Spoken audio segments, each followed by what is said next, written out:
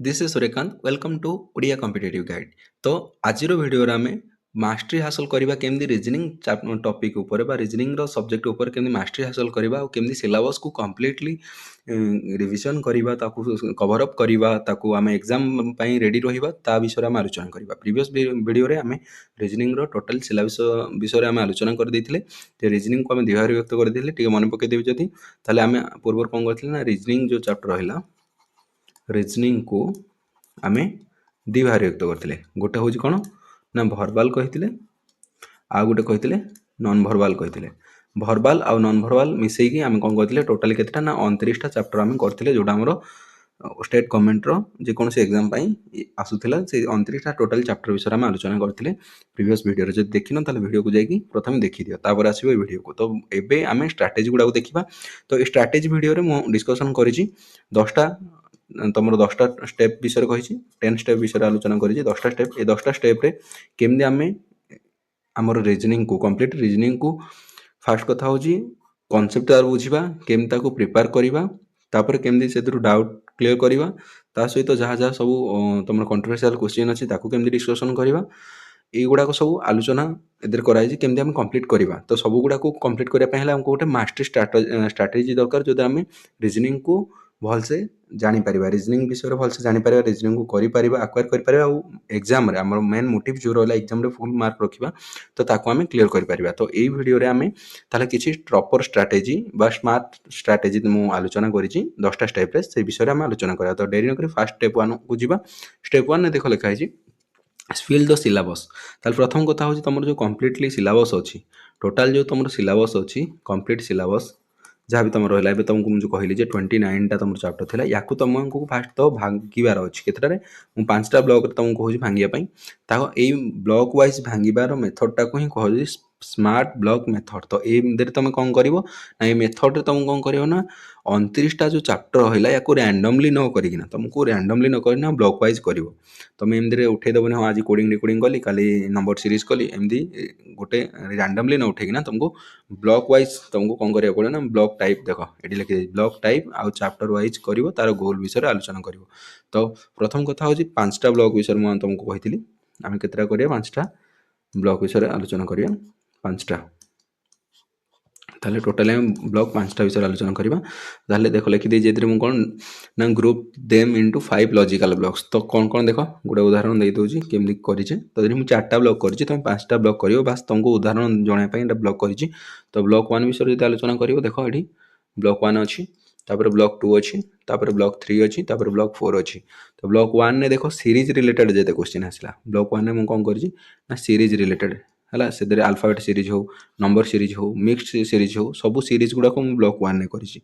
Block 2 रे कोन करिची ना coding decoding रहिला क्लासिफिकेशन रहिला ठीक अछि एनालॉजी रहिला वार्ड नंबर सीरीज रहिला जहाँ भी रहिला एगुडा को हम कोन करिचे ना ब्लॉक 2 रे दिजे। ब्लॉक 3 रे देखो कोन करा है ब्लड रिलेशन तमरो अछि फैमिली पोजीशन रहिला रिलेशन और रैंकिंग रहिला डायरेक्शन सेंस टेस्ट रहिला मैथमेटिकल ऑपरेशन रहिला ठीक अछि तापर लॉजिकल थिंकिंग रहिला एगुडा को सब मु ब्लॉक 3 रे रखिछि। ब्लॉक 4 रे देखो कोन अछि ना जति सब डायग्राम रिलेटेड ब्लॉक 4 रे मु रखिछि ठीक अछि जेमि एनालिटिकल लॉजिक कॉन्सेप्चुअल रहिला सिलोजिज्म हला वेन डायग्राम हला इनइक्वालिटी रहिला स्टेटमेंट अजम्पशन रहिला स्टेटमेंट कंक्लूजन गुडे जो अछि सीटिंग अरेंजमेंट रहिला पजल्स रहिला। तो एगुडा को हम कोन कर ब्लॉक 4 रे रहिछि। तो तमे सेमदी देखिबो को गुडा को सेम टाइप रे अछि ताको ब्लॉक 1 ने रखिबो ब्लॉक 2 ब्लॉक 3 ब्लॉक 4 टोटली हमर जो 29 टा चैप्टर रहिला 29 चैप्टर को तुमको कोन करिया पड़ियो ना 5टा ब्लॉक रे भाग करिया पड़ियो। ताले गोटे फर्स्ट ब्लॉक तमे कंप्लीट कला परे जायगिना तमे सेकंड ब्लॉक को जीवो फर्स्ट ब्लॉक जद कंप्लीट हेइनी सेकंड ब्लॉक को जीवा किछि आवश्यक नाही। तमे जद तमे ब्लॉक वाइज पढिलो ताले तमे गोटे सीरीज रे जीवो सीक्वेंस रे जीवो ता सहित कोन हबो ना गोटे गोटे हमको लागिवो जे आमे हमर ब्लॉक आमे जानि देले निर्दिष्ट भाबरे हमको टोटली 5टा ब्लॉक करियार अछि। तो 5टा ब्लॉक को क्लियर करिया कहले प्रथमे ब्लॉक 1 आरंभ कले ब्लॉक 1 सरी गेला पर हमको 4टा अछि ब्लॉक 2 पर आ 3टा अछि। तो हमको गोटे फ्लो लागिवो जोतरे हमें सिलेबस को कंप्लीट करि परिबा टोटली 5टा को ब्लॉक रे 29 चैप्टर को। तो स्टेप 1 हमें कोन कहले ना स्पिल द सिलेबस ता सिलेबस टा को हमें कोन करिया भांगी दबा 5टा भाग रे ठीक अछि। स्टेप 2 को जीवा वर्तमान स्टेप 2 हो जे हमर कोन 3C फार्मूला 3C फार्मूला मन थिबो मैथ रे भी हम तुमको 3R फार्मूला बतैथिली। तो रीजनिंग रे 3C फार्मूला ए 3C फार्मूला कोन देखो 3C फार्मूला कोन ना 3C कहला मात्र के फर्स्ट हो जे कोन कांसेप्ट ठीक अछि तुम बार बार कहे कोन कांसेप्ट इज पावर। तो ये हला कांसेप्ट आग कौन कहूँ सी कह टोटाल सिलेबस प्रथम कथा हूँ कौन कनसेप्ट जान तापर काटागोरी ये कौ काटागोरी जाऊँगी कनेक्ट कर कनसेप्ट जानिला कौ काटागोरी क्वेश्चन आसूँ जानिला तुम कनेक्ट कर या विषय जब डिटेल्स जानापी चाहिए देख कौन कहूँ सी 3C विषय कही ना प्रथम सी 3C जो नहीं सी प्रथम कही कौन ना कनसेप्ट विषय कौन कही कनसेप्ट ताले फास्ट सी हूँ आम कनसेप्ट से कह लर्न द बेसिक रूल पे तुमको पूर्व कही जे आमर रिजनिंग हूँ लजिक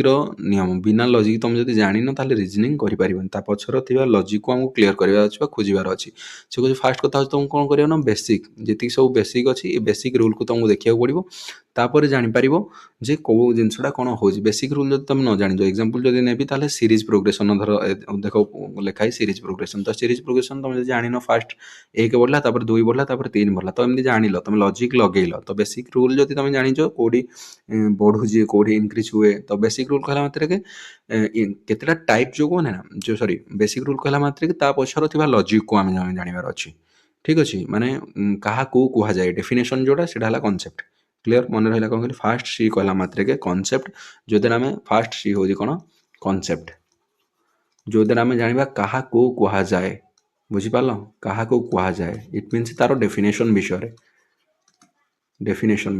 क्लीयर तापर स्टेप 2 जो देखा ताल स्टेप 2 आम जोटा कहे सेकेंड सी विषय सेकेंड सी आम आलोचना कौन करे ना सेकेंड सी आम आलोचना कले काटागोरी विषय कौन कहली काटागोरी विषय तो तुमको कहली ना जमी आम जो गोटे सीरीज नौजे सीरीज आम जान जे सीरीज कौटा को प्लस सीरीज कह जाए कौटा को इनक्रिज सीरीज कह जाए कौटा डिक्रिज सीरीज कह जाए तो बर्तमान आम देखा काटागोरी जब सीरीज काटागोरी विषय आलोचना करवा सी कौ सीरीज जाऊँगी मिक्स सीरीज जाऊँगी कि सिंपल सीरीज जाऊँगी कि गैप सीरीज जाऊँगी या जानवा पड़ो ना ना तो या जानवा पड़ो तो ठीक से भाव में या जानवा कौन करा पड़ो ना तुमको काटागोरी विषय जानवा पड़ो बर्तमान कौ काटागोरी क्वेश्चन ए क्वेश्चन कौ काटागोरी ये नंबर सीरीज कि या भितर 2 गैप अच्छी कि 5 गैप अच्छी या जानवा पड़ो कि ये मिक्स अच्छी गोटे नंबर अच्छी गोटे अल्फाबेट अच्छी ठीक अच्छे या जानवा पड़ो ये हूँ काटागोरी फास्ट कथा हूँ तुमको कनसेप्ट जानवर अच्छी तापर ये कनसेप्ट को लेकिन ये कौ काटागोरी प्रत्येक रिजनिंग चैप्टर तार केतेटा काटागोरी क्वेश्चन आसे तो तुमको जानवा पड़ो जे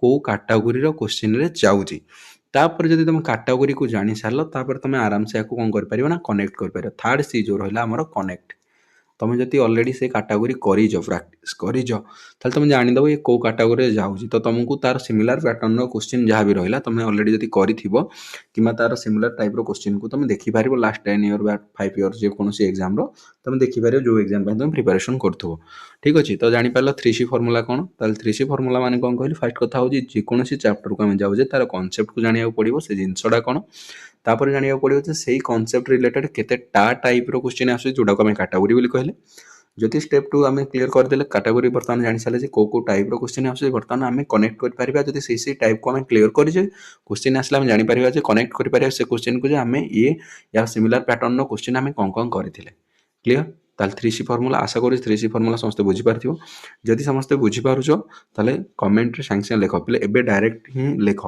जी भी वीडियो देखो जड़े हो 5 जन 10 जन जिते जी भी देखुच वीडियो आज देख 10 दिन पर देख जब भी देखुच तो जब भी देखुच तुम कमेंट कर कारण तुम कॉल टू एक्शन हबार अच्छे मुझे कहीदेली तुम शुणीदेल ठीक अच्छे तुम एक्शन कर इट मीन्स तुम गोटे स्टेप आगे अच्छ बुझिपाल पे कौन कहली ये हूँ सेकेंड स्टेप गला बर्तमान थर्ड स्टेप विषय आलोचना करवा थर्ड स्टेप विषय आलोचना करने पूर्व मुझे कहीदे जदि तुमको वीडियो क्लारिटी आसुनी ताल तुम सेटिंग को जाओ और जब तुमको लगुच वीडियो स्पीड हो जाऊ ताल सेटिंग को जाए स्लो कर कि तुमको जो स्पीड दरकार से स्पीड अनुसार तुम कर सब जमी गोटे नॉर्मल कथा कहे जे मो काम हूँ पढ़ेगा तुम काम हूँ पढ़ा ता सहित मु तुमको जो कंटेंट दूसरी ता बदल तुम काम हूँ तुम कौन कर वीडियो को शेयर कर लाइक कर आउ सांग सहित शेयर करना सब्सक्राइब निजे कर भी कराइब जो तुमको लगुच बेटर अच्छी ठीक अच्छे स्टेप 3 को बर्तमान जावा तो फॉलो द 40 30 20 10 रूल देख टोटाल आम भाव जे 100 जहाँ भी अच्छी कौन कहे 100 भाव या बुझिपारे कौन कहली ताले 100 हेल्ले 40 30 20 10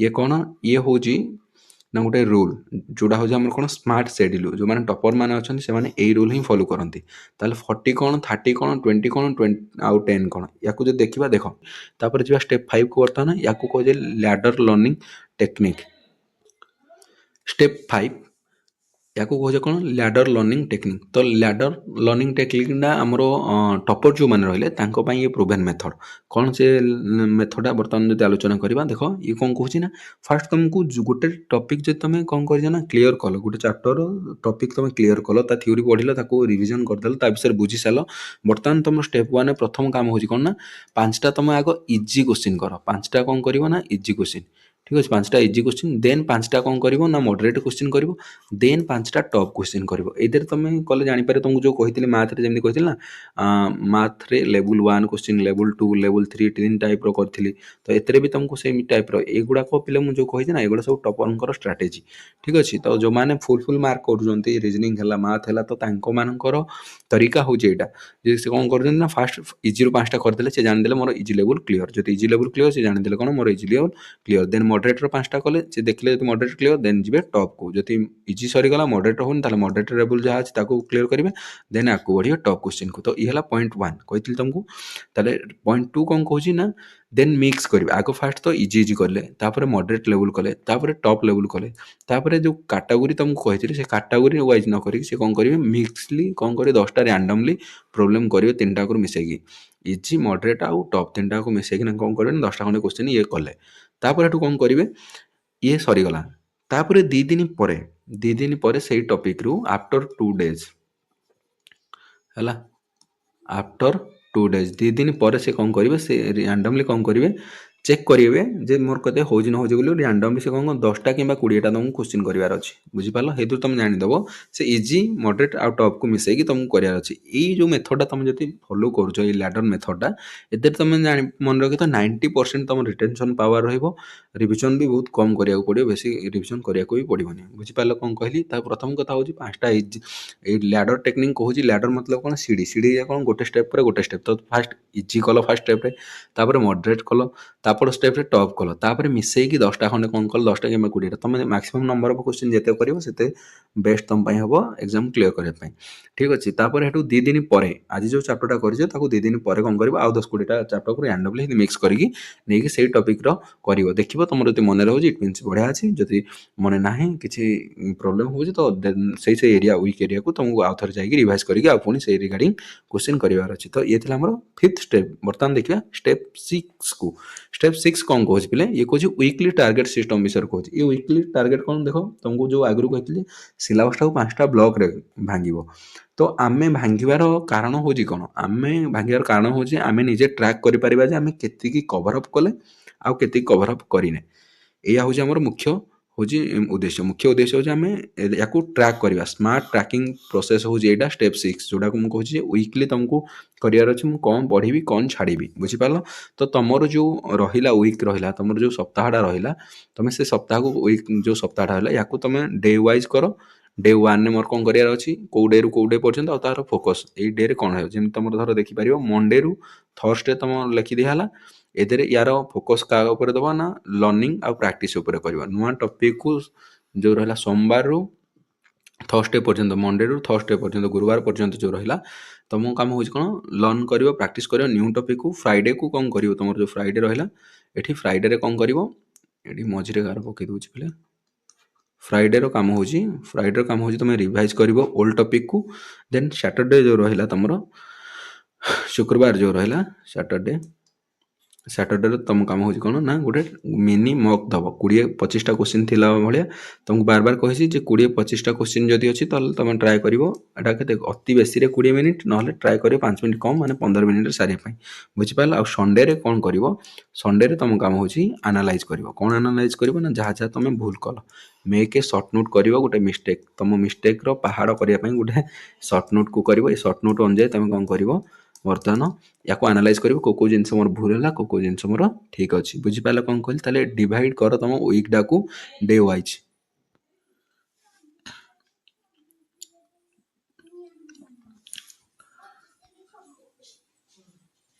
तो बर्तमान देखिए स्टेप 7 को स्टेप 7 कौन कह प्रैक्टिस मिक्स्ड सेट तो ये मिक्स सेट प्रैक्टिसटा तुम केत ना जो तुम सब सरी सारी जो अलरेडी तुम सब कॉन्सेप्ट क्लीयर हो सारी गोटे चैप्टर कॉन्सेप्ट क्लीयर कर सार से कौन कर ना एमसीक्यू कर सार केमती एमसीक्यू कर तुमको फास्ट कौन कर इजी कर इजी लेवल कर मॉडरेट लेवल कर ठीक अच्छे इजी लेवल मॉडरेट लेवल हेठू तुम कौन हार्ड बा टॉप लेवल जो रहा तार प्रैक्टिस कर तीन टाक प्रैक्टिस कर सारा कौन कर स्टेप 7 को फॉलो कर जो कौन लिखाई ना स्मार्ट पैटर्न लिखाई smart pattern reading it means mix set तुम प्रैक्टिस कर देखियो मिक्स सेट कला बेले तुम किसी जब प्रोब्लेम रोचे जो कौदर जापार कौटा भूल हो इट मीन्स तुम तार कनसेप्ट ठीक से पढ़ी न आउ किसी जिन तुमको शिखार अच्छी है डिमोटिवेट हबार किसी आवश्यक ना ऑटोमेटिक तुम जानवर अच्छे आउ किसी जिन तुम लैक कर दे बुझीपार स्टेप 7 कौन कहली सी कहे थे जदि तुम 3-4टा टॉपिक सरीगला है तुमको कहला कनसेप्ट सरला तो फास्ट कौन कर फास्ट देख ये बुझे दौर ये जिनसा कौन पे देख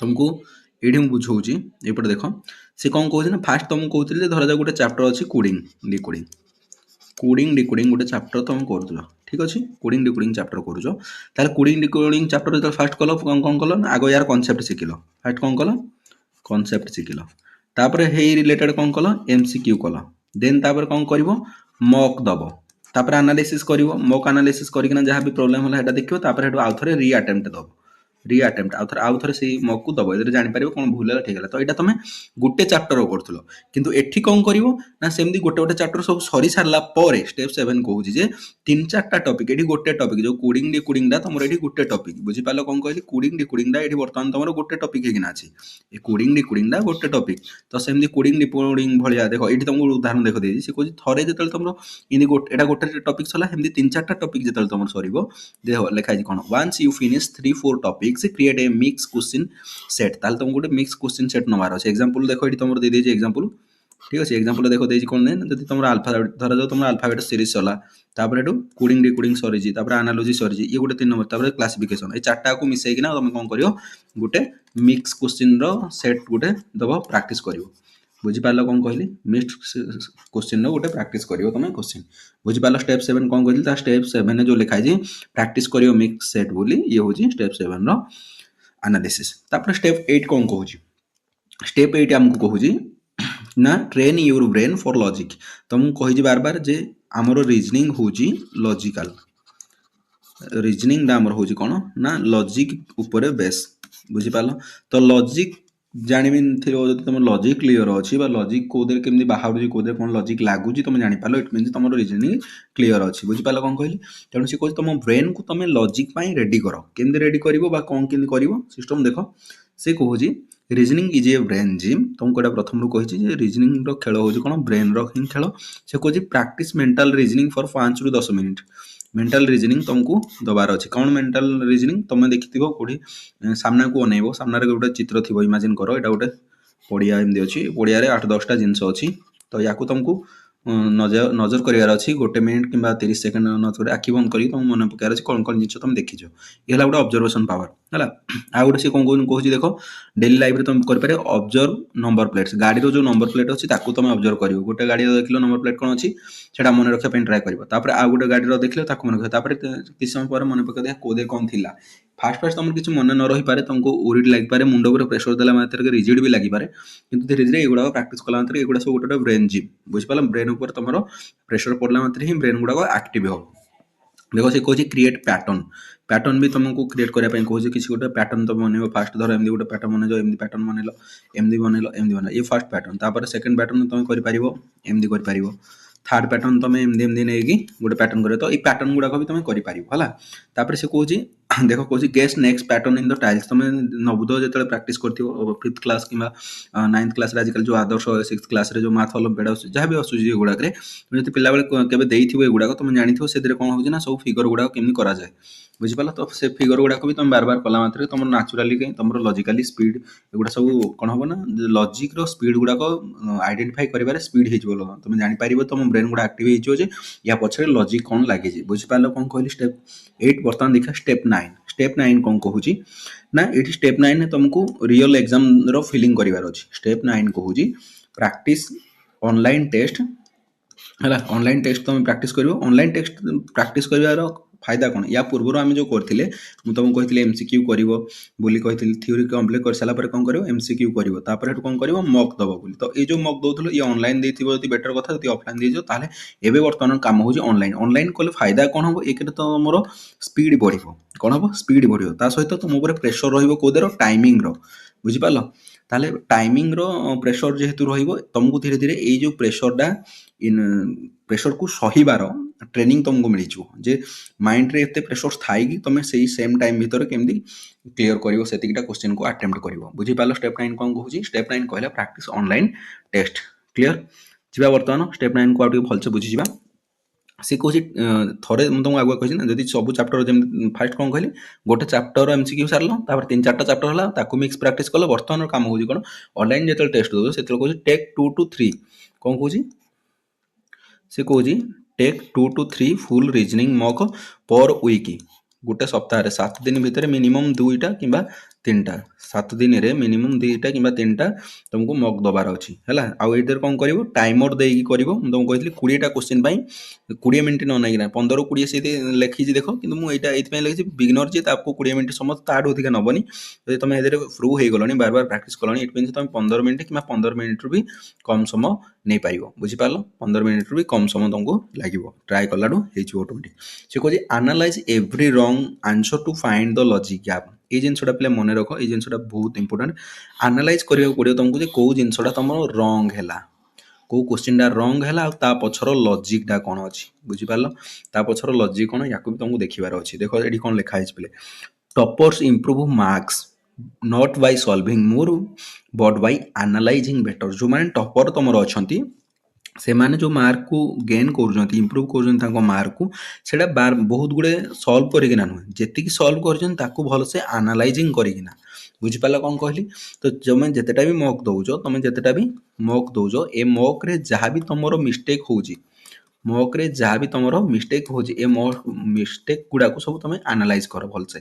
ଥରେ ଆନାଲାଇଜ୍ କଲ, ସେ ଆନାଲାଇଜ୍ ରିଲେଟେଡ୍ ତୁମର ଦେଖ ତା ରିଲେଟେଡ୍ କ'ଣ ତୁମର ଥିଓରି ଆଉ ନାହିଁ, ଠିକ୍ସେ ଜାଣିନ କିମ୍ବା ଏପର୍ଯ୍ୟନ୍ତ ସେଇ କନସେପ୍ଟ ଗୁଡ଼ା ତୁମେ ପଢ଼ିନ, ୟାକୁ ଦେଖ, ୟାକୁ ପ୍ରାକ୍ଟିସ୍ କରିସାରିଲା ପରେ ସେଇ ଟାଇପ୍ର ସିମିଲାର ପ୍ୟାଟର୍ନର ତୁମେ କ୍ୱେଶ୍ଚିନ୍କୁ ଯାଇକି ଆଉ ଥରେ ପ୍ରାକ୍ଟିସ୍ କର। ଯାହା ବି ମୁଁ ପିଲେ କହୁଛି ଏଗୁଡ଼ା ବହୁତ ସମୟ ଆନାଲିସିସ୍ କଲା ପରେ କ'ଣ ସେ ରିସର୍ଚ୍ଚ କରିସାରିଲା ପରେ ହିଁ ତୁମକୁ କୁହାହେଉଛି। ତେଣୁ ଏଗୁଡ଼ା ତୁମେ ଧ୍ୟାନ ଦେଇକିନା ଜାଣ, କ'ଣ ଯେଉଁ ଷ୍ଟେପ୍ ଗୁଡ଼ା କହୁଛି ସେଗୁଡ଼ାକୁ ଭଲସେ ମନ ଦେଇକିନା କର।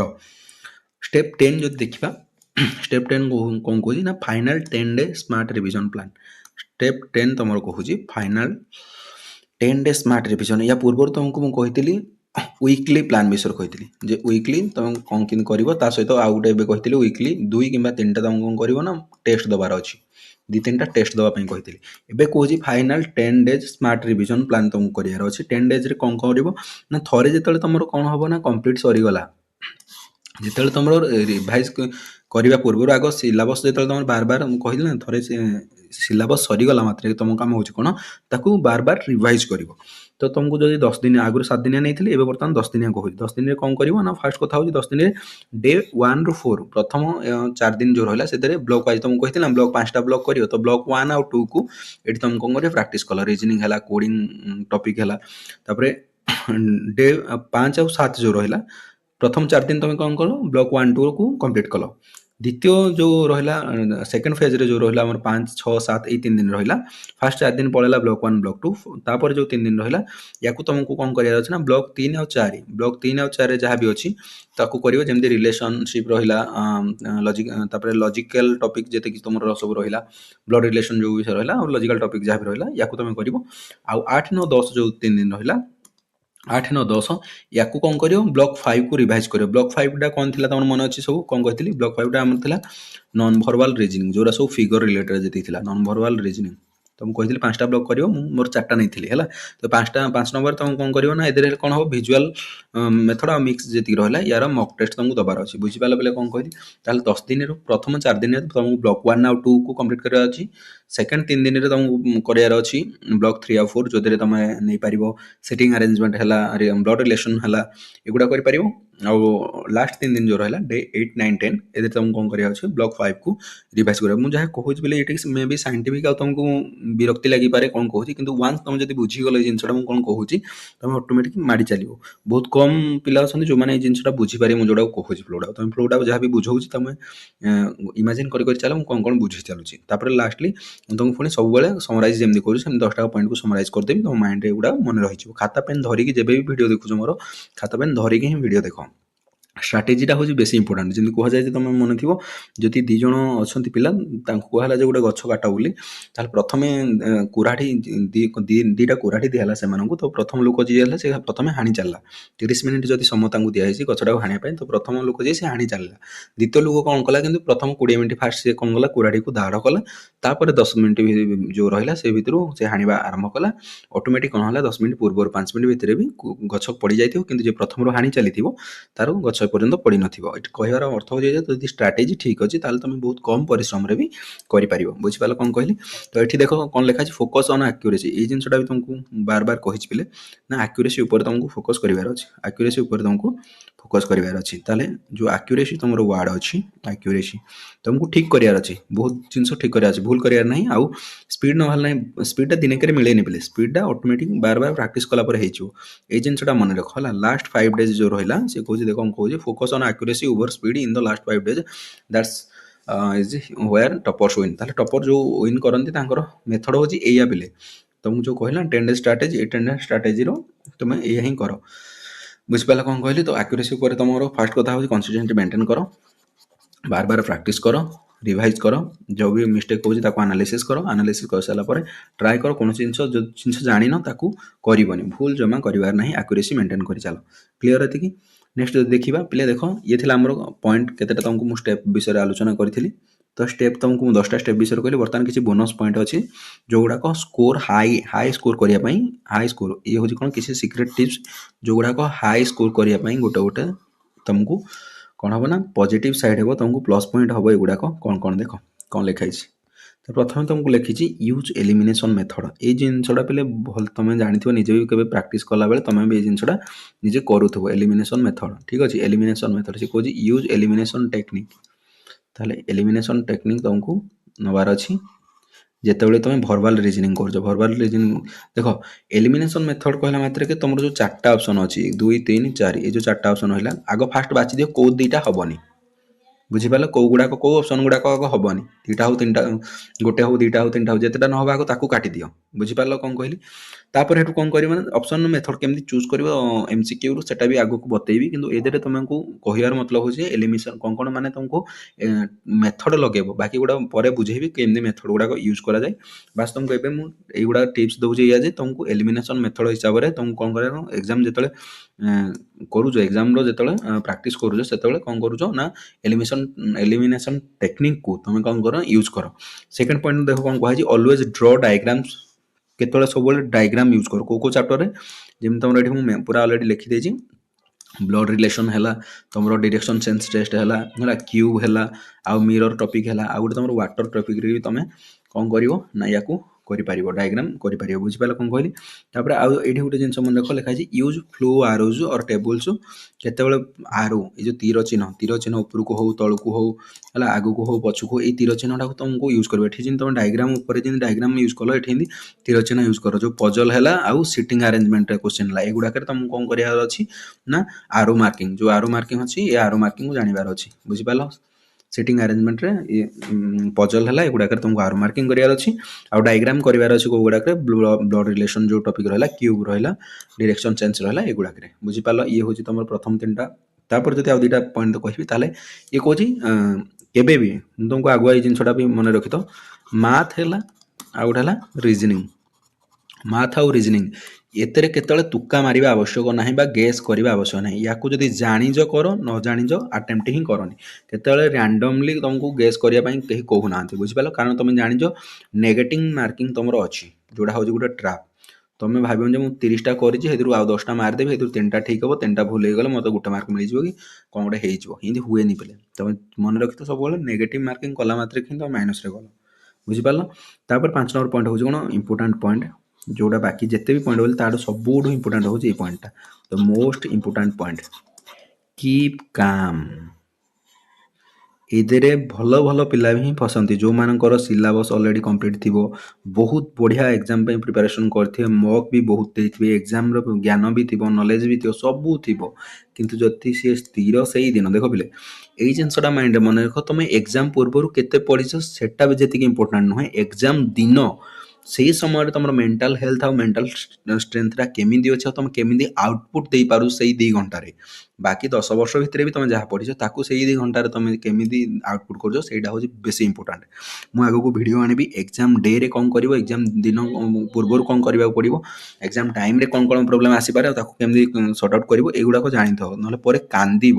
ଇଟ୍ ମିନ୍ସ ତମେ ପଢ଼ି ତ ଥିବ କିନ୍ତୁ ଯେତେବେଳେ ସବୁ ପଢ଼ିଥିବ କିନ୍ତୁ ଟାଇମ୍ ପାଉନଥିବ, ତମେ ଡାଇଭର୍ଟ ହେଇଯାଇଥିବ, ମେଣ୍ଟାଲ ତମର ଠିକ୍ ଜାଣିନଥିବ, ମାନେ କ'ଣ ହେଉଥିବ ନା ତମେ କ୍ୱେଶ୍ଚିନ୍ ଆନ୍ସର କରିବାର ପ୍ରୋସେସ୍ ଜାଣିଥିବ କିନ୍ତୁ କରିପାରୁନଥିବ, ଲାଷ୍ଟରେ କ'ଣ କରିବ ନା ହାତ ଉଠେଇଦେବ, ଟାଇମିଂ ଥିବ ପଛେ ହାତ ଉଠେଇକି କାନ୍ଦିବ, କରିପାରିବନି। ତ ସେଥିପାଇଁ ନିଜକୁ ଶାନ୍ତ ରଖିବ, କିପ୍ କାମ୍ ରିଜନିଂ ରିଗାର୍ଡ଼ିଂ କ୍ଲାରିଟି ନଟ୍ ରସିଂ। ଦେଖ ପିଲା ଏଇ ଜିନିଷ ମୁଁ ବାରବାର କହିଛି ଯେ ରିଜନିଂଟାର ଖେଳ ହେଉଛି କେଉଁଥିର ନା ସବୁ ଖେଳ ହେଉଛି ତୁମର କନସେପ୍ଟ ପଢ଼ିଛ, ଲଜିକ୍ ତା ପଛରେ ବୁଝିଛ, ଇଟ୍ ମିନ୍ସ ତୁମର ରିଜନିଂ କ୍ଲିୟର ଅଛି। ଯଦି ନ ଜାଣିଛ ତାହେଲେ କ୍ଲାରିଟି ଯଦି ତୁମର ନାହିଁ ତାହେଲେ ତୁମେ କିଛି କରିପାରିବ। ଯଦି କ୍ଲାରିଟି ନାହିଁ ତାହେଲେ ତୁମେ ରିଜନିଂ ଜମା କରିପାରିବ ନାହିଁ, କାରଣ କ୍ଲାରିଟି ଥିଲେ ତୁମେ ଜାଣିପାରିବ ତା ପଛର ଲଜିକ୍ କ'ଣ ଅଛି, ଆଉ ଲଜିକ୍ ଯଦି ତୁମର କ୍ଲିୟର ଅଛି ଇଟ୍ ମିନ୍ସ ତୁମର ରିଜନିଂ କ୍ଲିୟର ଅଛି। ବୁଝିପାରିଲ? ତେଣୁ ଯେବେ ବି ରିଜନିଂ କରୁଛ ଆଗ ନିଜକୁ ଶାନ୍ତ ମନେ ରଖ। ରିଜନିଂ ହଉ ମାଥ୍ ହଉ ୟା ପାଇଁ କ'ଣ ଶାନ୍ତ ଅବସ୍ଥା ନିହାତି ଆବଶ୍ୟକ।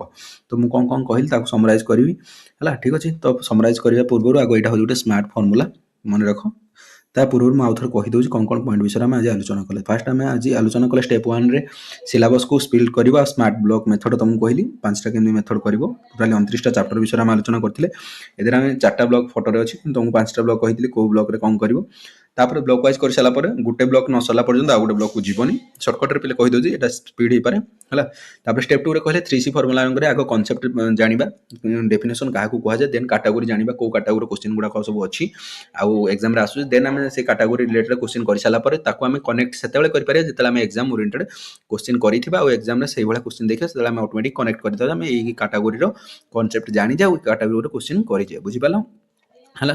ଇଏ ଥିଲା ଆମର 3C ଫର୍ମୁଲା। ତାପରେ ଷ୍ଟେପ୍ 3 ଯଦି ଦେଖିବା ତାହେଲେ ତୁମକୁ ବତେଇଥିଲି ଷ୍ଟେପ୍ 3ରେ କ'ଣ ନା 40 30 20 10 ରୁଲ୍ ବିଷୟରେ କହିଥିଲି। ଏଇ ରୁଲ୍ରେ ମୁଁ କହିଥିଲି ଫାର୍ଷ୍ଟ 40 ମିନିଟ୍ରେ ତୁମକୁ କନସେପ୍ଟ ଶିଖିବାର ଅଛି ଆଉ ନେକ୍ସଟ 30 ମିନିଟ୍ରେ ସେଇ କନସେପ୍ଟ ରିଗାର୍ଡ଼ିଂ ଯାହା ବି ତୁମର ଅଛି MCQ କ୍ୱେଶ୍ଚିନ୍ ଅଛି ତାକୁ ସଲ୍ଭ କରିବ, ଦେନ୍ 20 ମିନିଟ୍ ରିଭାଇଜ୍ କରିବ ସର୍ଟ ନୋଟ୍କୁ ଆଉ ଫର୍ମୁଲାକୁ, ଦେନ୍ 10 ମିନିଟ୍ସରେ ତୁମେ ଯାହା ବି ମିଷ୍ଟେକ୍ ଅଛି ତାକୁ ଆଇଡେଣ୍ଟିଫାଇ କରିବ ଆଉ ୱିକ୍ ଏରିଆରେ କ'ଣ କ'ଣ ଅଛି।